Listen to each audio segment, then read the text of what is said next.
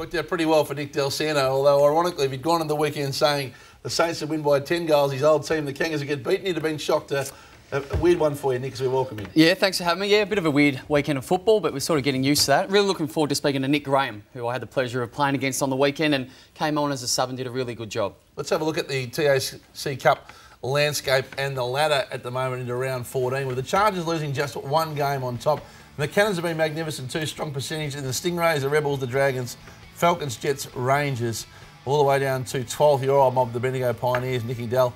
And the Gippsland boys have got some work to do just above them in 11th. But a fascinating competition at the moment. We'll give you more on that throughout the course of the program.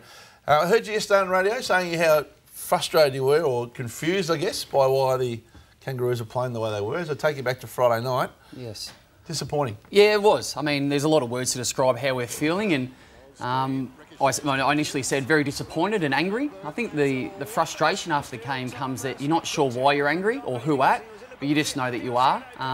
But within that, I also said we're confused, and that's probably me personally as well, just trying to work out where we're at as a playing group and as a club, because we can be so good at times and then so disappointing every second week at the moment. So that's a bit of confusion, and it's something that we need to sort out in the next 5 weeks, hopefully going into finals. Well, just to me, Nick, looking from the outside, I thought that there would be a stage where that sort of maturity, football maturity, would just seem to kick in throughout some time of the year, but it hasn't seemed to do so. Yeah, which is part of the challenge. I think overall we're still a young group, and there's no excuse for inconsistency, particularly at this level where you're in the business of winning. But I feel like we're still trying to find our way through that, and I came into the club at the start of the year and I thought the playing group were fantastic by the way they went about it, and I still do, and it's great to be a part of. But that's our biggest challenge at the moment, being able to back up, not just week after week, but even within games. How tough was it playing against your old mob, St Kilda, a fortnight ago? Yeah, it wasn't my happiest 2 hours. I was probably glad that it was round 17, it wasn't earlier on in the season, and I was probably glad that it was in Tassie where there wasn't, I think we had 10,500 down there for the weekend. So I got a couple of boos, which I didn't appreciate along the way, but yeah, it wasn't great. I mean, they're my best mates. I've been involved in some memorable times and some disappointing times, but we've shared a lot of things together. So I didn't enjoy that, and we won comfortably, but I'm glad it's out of the way. Nick, we'll discuss the whole free agency later on in the show and just how that came about with you. But St Kilda, where do they sort of sit in your heart now? I'm still very interested in how they're going, and I was thrilled to see the way they went last night. My overall feeling towards the club is I love the club, and I always will. And when football finishes, I'm not sure where that leaves me, but all I know is I care a lot about those, particularly the senior guys, and I just want them to have some success and enjoy the last few years of their career.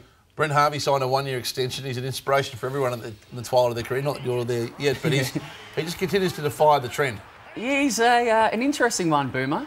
I've said numerous times, he actually frustrated me a little bit during pre-season because I turned 30 and I was trying to get a few sessions off here and there. And when you've got a guy that's 6 years older than you and actually does every session, wins all the running competitions, it's hard to get a day off when he's doing more than you are. But an amazing player. I think the thing about Brent Harvey that people don't realise is, yes, he's fit and an amazing player, but his mental capacity to be able to do what he's doing, I think, is exceptional, as good as I've seen.